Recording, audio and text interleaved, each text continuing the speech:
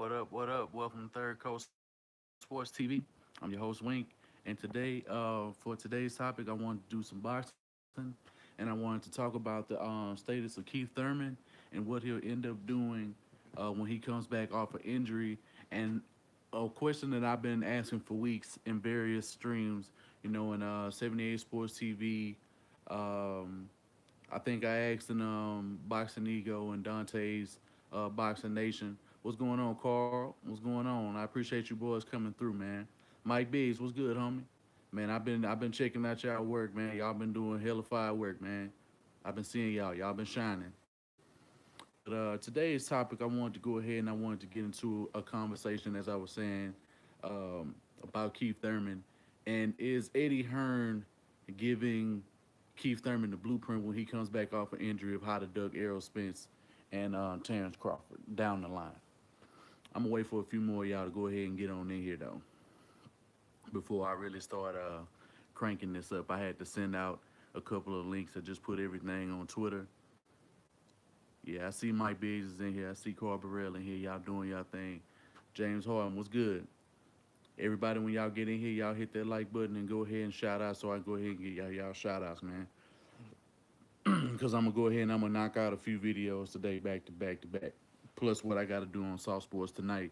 Because if I got enough time, I'm going to try to come through on the Smoke City Mobcast because Black Fight Fan gave me an invite the other day, yesterday morning when I had came through on a stream with him in 78. So I'm gonna try to check that out, but I might not get out in time because they stream the same time that I typically do my show on Soft Sports for Wink Wednesday. All right, all right. Yeah, I'm gonna wait for about a good 10 of y'all to go ahead and come on here.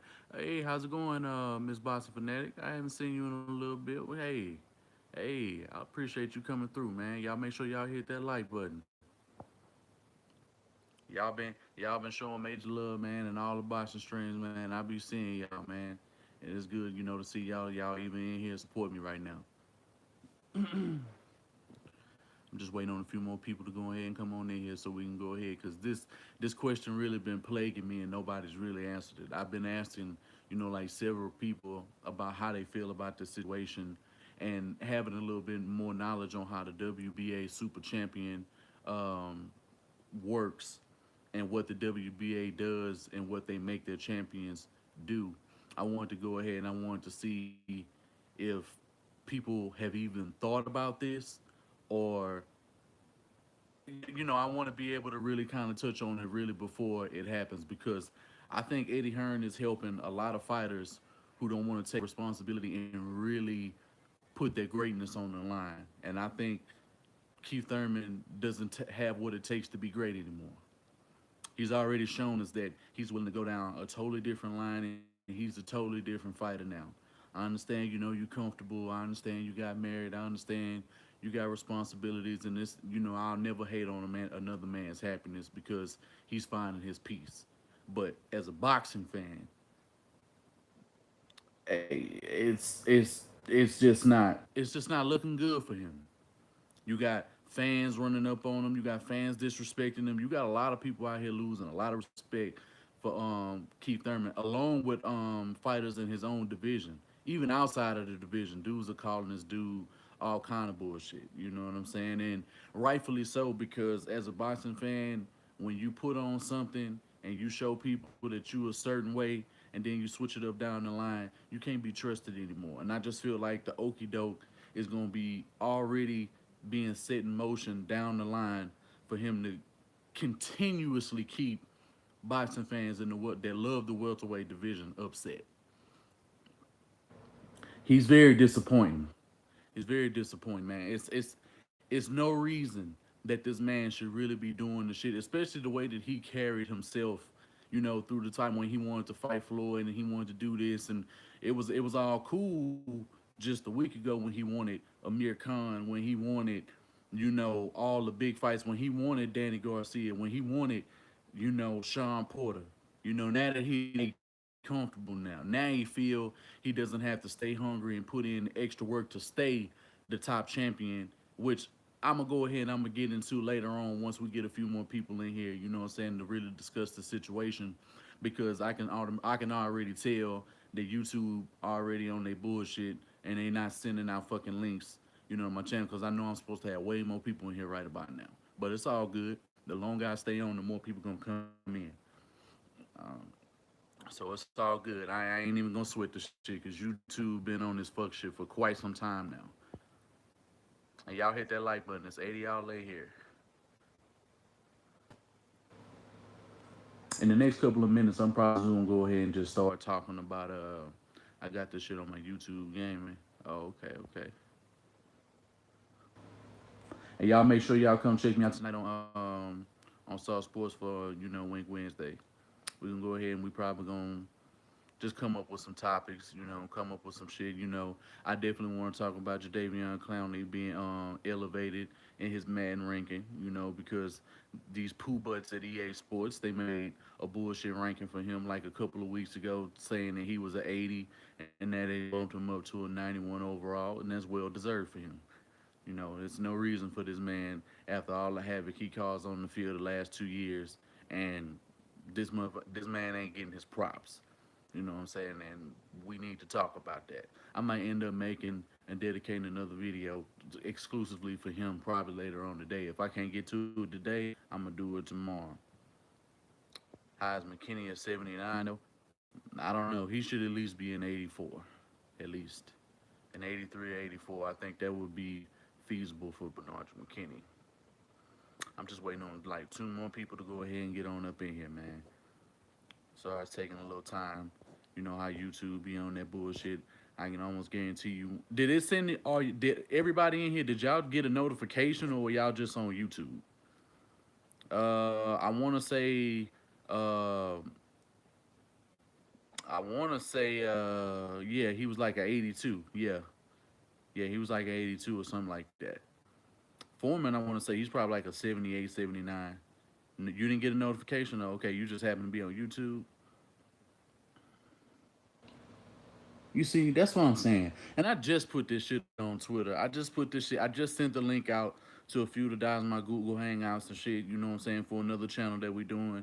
With some other shit, and just to let you know, man, these people be playing games. I was on YouTube and saw you were about to go live. Okay, yeah, you must have saw the event because I had to reset it because I had accidentally deleted it. So I had to put everything. I had to remake it.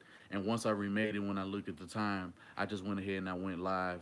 After I sent out the links to a couple of people. But I'm gonna go ahead and I'm gonna just go ahead and get on in here because it's almost 10 minutes into the shit. I had to look at my subscriptions. Okay, it's no problem. I know how YouTube get down. Stronger King, what's going on with it, fam? Welcome to the stream. Y'all make sure y'all hit that like button. All right, so I'm gonna go ahead and I'm gonna get in this situation. So, as I was saying earlier, it's I think because of the shit that Eddie Hearn is doing with Deontay Wilder and all of these negotiations, I really feel he's laying the groundwork to know how to get the WBA to duck fighters. And his evidence has been supported by all of the shit that he's been pulling in negotiations, saying that this man hadn't sent him the money and that he hadn't got the contracts and he didn't do this and he didn't agree to that. And, we got this back and forth and they holding up progress when we could be seeing a great fight right now. Like, honestly, by now, Anthony Joshua could have already defeated Deontay Wilder could have already defeated Anthony Joshua, and we could already be going into the second fight, and that's real talk. That could have already happened. A trilogy or something could have been set up, and it's going to be more money than both fighters are ever going to make in their life, unless they're able to build up another fight. Like between a guy like Tyson Fury and he really starts winning and he starts doing what he's supposed to be doing. I just don't see guys like Pulev and Povetkin and Big Baby Miller and you know Parker and Dillian White. I just don't see all of these guys being able to get a fight to that stature. The only fighter that's even legitimately a threat to Deontay Wilder, and some people really aren't calling for this fight, but I feel like this fight could get made and it increases Deontay's value as a fighter, and it shows people that if he could knock this dude out again, he's already cemented as the best heavyweight when he beat him, but it does even more because the fight was so challenging. And that's King Kong Ortiz. Now I know he's getting ready to fight on Mikey Garcia's undercard. You know, is it this coming weekend? I want to say it's this coming weekend. I know he's getting ready to fight Robert Easter, but I haven't been keeping up with the dates. So anybody in the chat that knows the date when Mikey and Robert Garcia are going to fight, go ahead and let me know. You know what I'm saying? So that I know, so that I can be tuning in. I'm old school when it comes to violence. I'm not into it anymore. And when I'm yeah, you don't know what you're missing right now. Now, it is a couple of things right now, man, up in terms of the heavyweight division that's being hit on the 28th. All right, cool. All right, the 28th, that's a couple weeks. All right, cool. All right, cool, cool. I'm glad y'all told me that. Yeah, Deontay Wilder is something to watch right now. Deontay Wilder's that man. He stand up for black people. You know what I'm saying? He ain't afraid. He's a confident champion. You know what I'm saying? They doing everything they can to tear this man down, and he will not be denied. He will knock your motherfucking ass out. You know what I'm saying? You're gonna feel that steel. You're gonna feel that vibranium from Wakanda in his right hand, and when he break your ass, it ain't nothing you're gonna do about it. You gotta school me on these. Man, trust me, man up. Man, hey, we can link up. Trust me, I can get you back into boxing, bro. A few guys that we got, a few people that we got right here in the chat right now from Carl Burrell, Miss Boxing Fanatic. Trust me, they can tell you boxing on fire right now.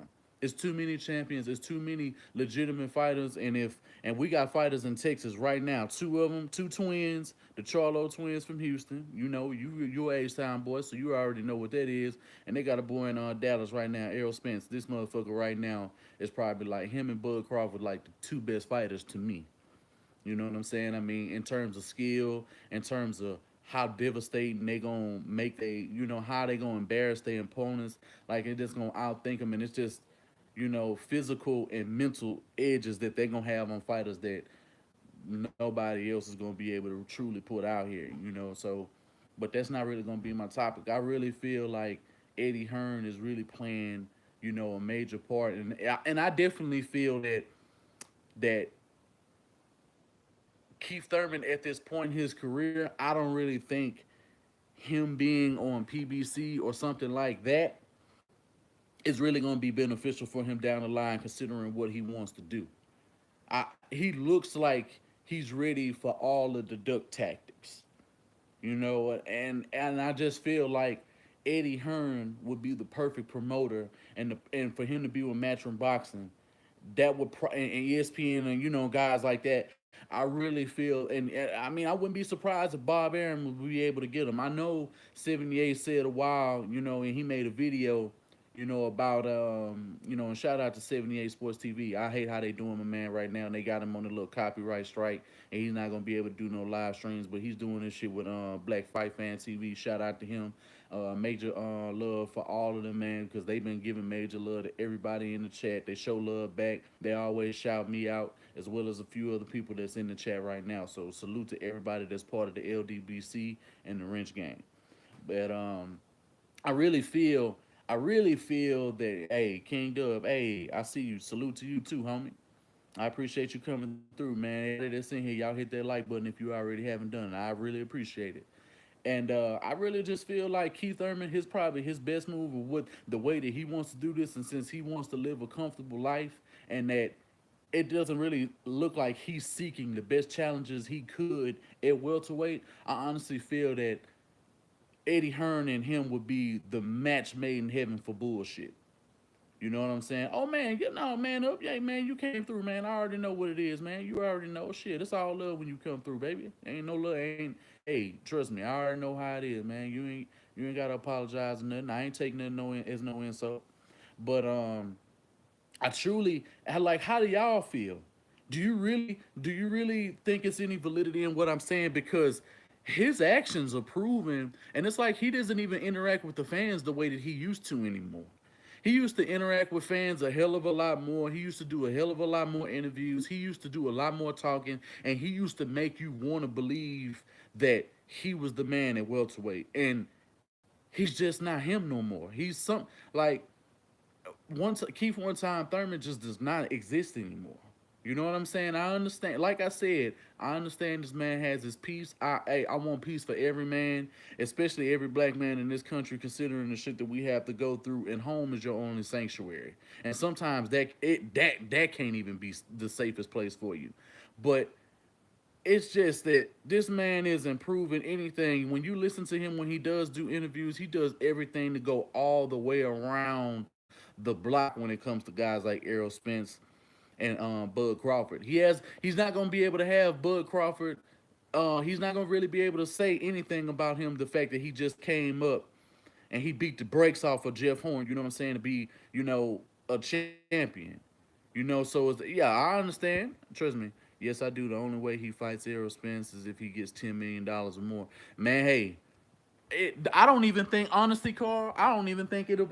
Honestly, I don't think that's enough for him. I think he's going to consider that entirely too much risk. I really am. I really think for him, I think it's gonna have to be every bit of 15 to 20 plus.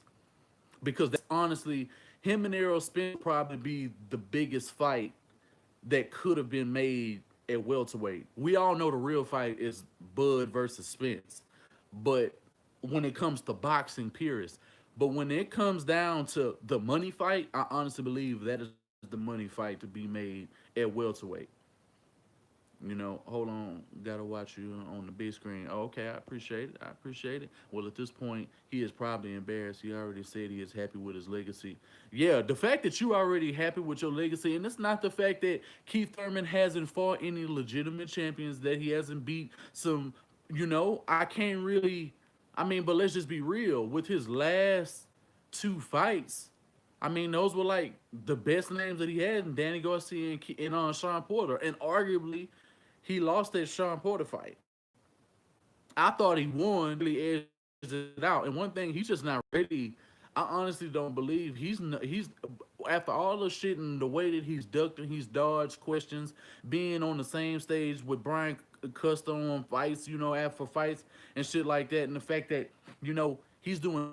Oh, why I skip your comments? Oh, I ain't even see what you say. Hold on, my bad, my bad. You hear about Shady McCoy? Yeah, I heard about that shit. Yeah, I hate about it, bro. I don't even get involved and I don't even think about shit like that when it comes to all these women talking about they getting beaten, they getting raped and shit like that. It ain't no slight to them. It's just that there's so many situations where innocent men, get hung up, and it's so easy to convict men in this society on bullshit that they've never done. So what I'm gonna do is I'm reserving judgment until the facts come out. Now, there's a lot of shitty ass men out here that really beat their children and beat they women up. You know what I'm saying? So I'll say, if she lying on him and she doing this shit for a come up to make him look bad, to make him lose money, she's a fucking scumbag. And if he did the shit that she showed on that Instagram and that Twitter post, and if he did that, he's a shitbag. And whatever comes his way, and whatever comes her way comes her way. I won't feel sorry for either one of them when justice is served, and that's all I'm gonna end up saying about that situation. But in terms of boxing, I don't really see, like Carl was saying. I think it's gonna take a certain amount of money for him to even want to get in the ring with a guy like Errol Spence, because one thing that I always said about Errol Spence, the body work that he would be able to get in with Keith Thurman, and knowing that Keith Thurman has a soft gut, and it takes him much longer, even with inferior opponents. You know what I'm saying? Guys like Bundu and guys like that, you know what I'm saying, were giving him problems that I know you can't. I know styles make fights, but with the type of tenacity that Keith Thurman used to have, is no way that fights like that should have been as close as they were. And as a legitimate champion, you can't afford to have close fights with dudes that are in their 40s. You know what I'm saying? So it's a guy that's willing to put in the work. And when you look at the way that Errol Spence is made, I see no weaknesses in this young man that no one at the welterweight level can capitalize on. I honestly, if we being completely real, because of skill level, dedication, the fact that he has a full arsenal and that he hasn't been tested, I only feel that guys like Jamel or Jamal Charlo at the next couple of weights could even give him any problems. I honestly believe if he went up to 160 right now, he would sweep through the whole division, and that's including I'm just gonna say it. I honestly believe if he went up to 160 right now, he would go and he'd be Daddy Jacobs. It may sound sacrilegious for a couple of guys to say that Errol Spence would go straight up to 160, but after hearing what I've been hearing and seeing what I've been seeing from this man, and just watching the work that he has put in time and time and time again, I know it. I know it sounds crazy, Miss Boxing Fanatic. I know, but I really think it's gonna take a fighter like Jamel Charlo. It's gonna take a fighter with true boxing skill to bring the best out of Errol Spence, which we haven't even seen yet. You've never seen the best Errol Spence. You never seen Errol Spence, even in the Kell Brook fight. It was never any shot that he was taking from the better fighters, and even how he did Lamar Peterson and how he bounced back and how sharp. And then we ain't gonna talk about what he just did to Ocampo. Now we all knew he was gonna get Ocampo up out of there, but I did not think that Ocampo was gonna be up out of there in the first round the way that he did. I didn't see that at all. I thought he was gonna last maybe 3 4 rounds. Three was really my true prediction, but if he would have slid into the fourth round and he would have got stopped, then I would have say I'm gonna go, man, because boxing. Thanks for the stream. Boxing just not my thing. Yeah, I'm doing another stream a little later on. It ain't no big problem. You know what I'm saying? It ain't no problem at all. You know what I'm saying? The fact you came through, that's all love, man, and I appreciate it. Like, how is us beating a grown adult worse than beating a dog or child? And I don't hit women, but still, yeah, I feel you, man. I mean, I don't like it. I don't like all of this shit that they pulling in the media, and they doing everything they can to pit men against women, especially in the black community. They're doing everything they can to take the leaders out of the household so that they can make sure that these women are aligned with the government. You know what I'm saying? To keep black men incarcerated and out of their children's lives. And that's why you have so many homosexuals in this day. If there's any homosexuals in the chat, no need to offend you, but hey, it is what it is, because you don't get to learn how to be an alpha male from a woman. You don't get to learn a lot of leadership traits that true men are supposed to possess down the line to be able to take care of families, just from women. I'm not saying there aren't strong black men that aren't raised by single women. I'm not saying that, because the evidence shows, you know, that it can tilt either way, but it's totally dependent on the mind frame. And judging by just how society is doing shit right now, I just don't really see, how shit like this and the media sensationalizes,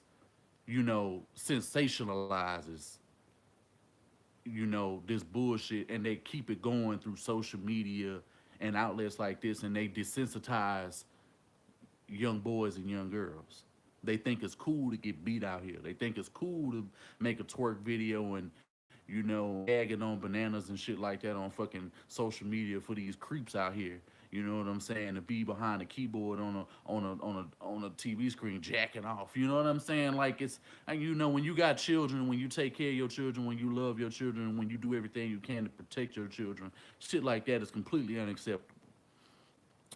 So I'm not really gonna stay on that too long, and I want to go ahead and get back to my point about about that Keith Thurman is operating and moving. And I want to hear from y'all in the chat, man. Like, what do you really think the setup down the line, and what do you think the excuses that are going to be built in for these guys? And what challenge do you see that would be a great challenge for Keith Thurman coming back from his first fight or coming off an injury that would be satisfying as a boxing fan? I want to hear from y'all, because honestly, when we were hearing about him supposedly getting ready to fight Jesse Vargas, I felt that was going to be a great fight. That would have been a great fight. A great fight for him to have coming back off an injury, and it wasn't going to be no walkthrough. But him and his team easily recanted that shit, because they knew that shit was not going to be no cakewalk. How he fought Adrian Broner recently, and the fact he puts in a lot of body work, I wouldn't be surprised if Jesse Vargas would have beat up. I wouldn't have been surprised if he would have beat up Keith Thurman. I would give the edge to Keith Thurman in terms of skill, power, and being at the top level to fight the better fighters. I'll give him that all day. But I'm just not gonna sit here and say he gonna walk straight through no Jesse Vargas. I just don't. And you know what? I was gonna say that, Carl. I was gonna throw that name out there.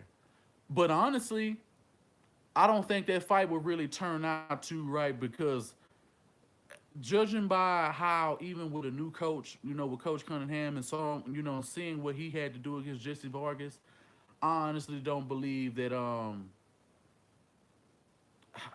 don't know, man. I don't really think that would be a good fight, Broner versus Thurman. I really don't because for one, Broner really he gonna pull his punches back. He gonna smother himself out. He's not gonna put himself in the right range. He's not gonna use the appropriate body work. When he gets in a position, you know what I'm saying, he's gonna want to solve and and just stay back, and just he thinks dudes are gonna gas out. Now he potentially get a dude like Keith Thurman gas because let's just be real, his stamina game has never been great for any fight.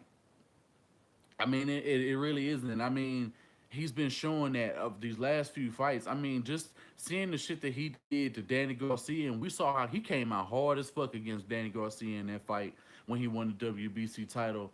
And it was just a shame to see him after like round 7 or round 8. He just dipped off and he didn't really want to.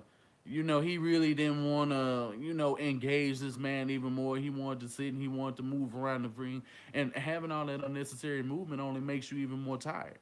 I mean, so you were wasting your time doing all this moving and all of this senseless bullshit when you could have ended Danny Garcia with a few shots. And if he would have stayed on top of Danny, he would have got Danny up out of there. I think of all the rematches that he could have, Sean Porter hands down is gonna give him the most problems because Sean in the first fight.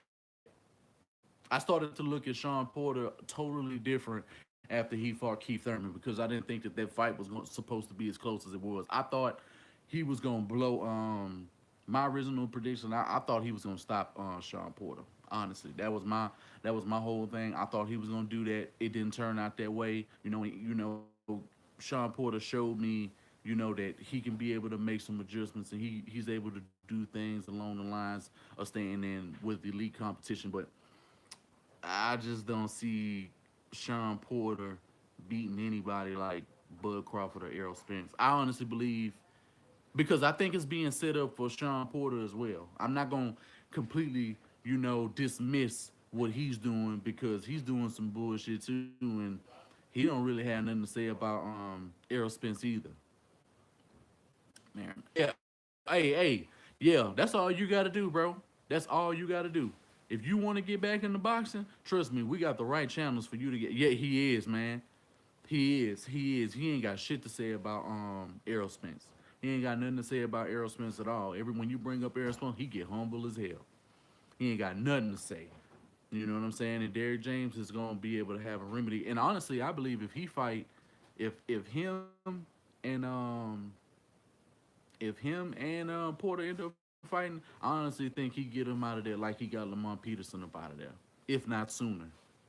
I wouldn't be surprised if that fight ends in a 4 to 5 round range. He's just too heavy at welterweight.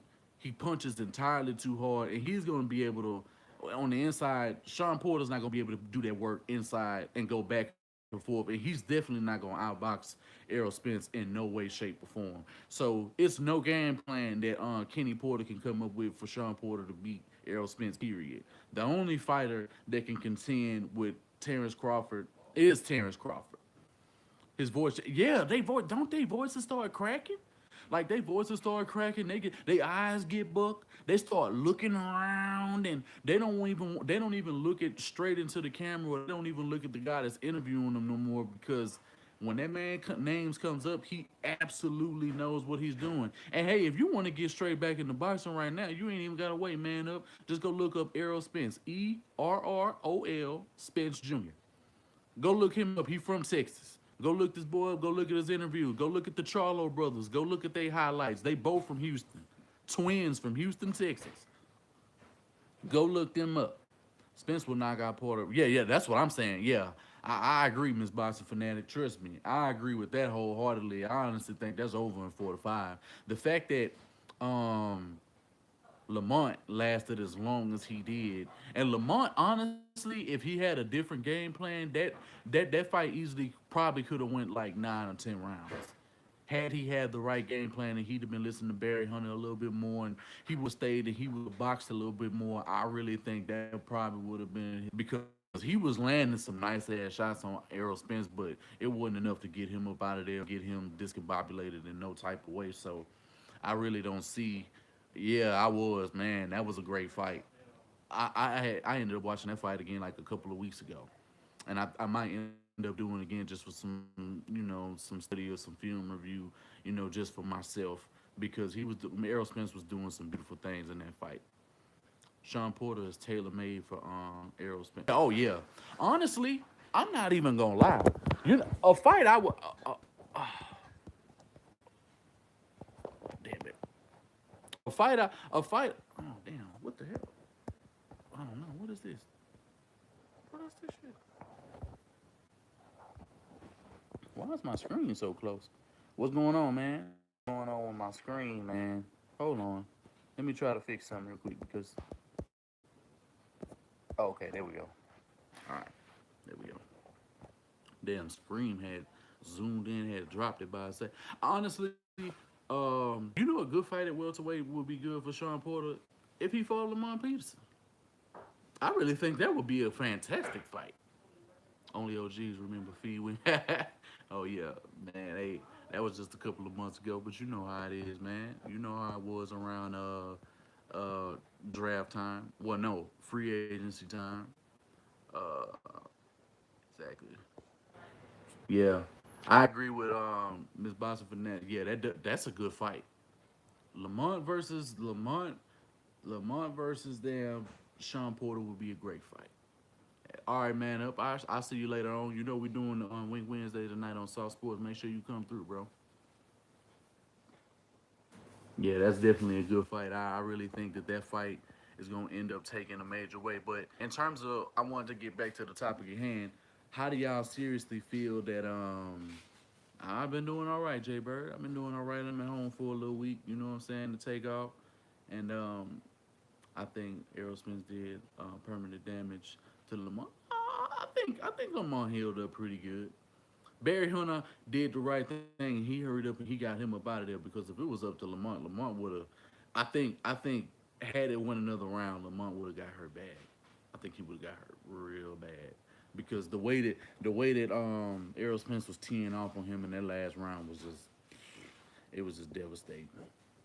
I want to see Mikey Garcia versus Danny. Ooh, man, that would be a good fight. I never even thought about that fight. That would be a great fight. That would be a real good fight.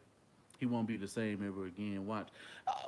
Well, as long as he don't have no other killer at welterweight that's gonna do him like Errol Spence did. I mean, you could probably say Bud would probably get him up out of there, but I don't think Bud would stop him.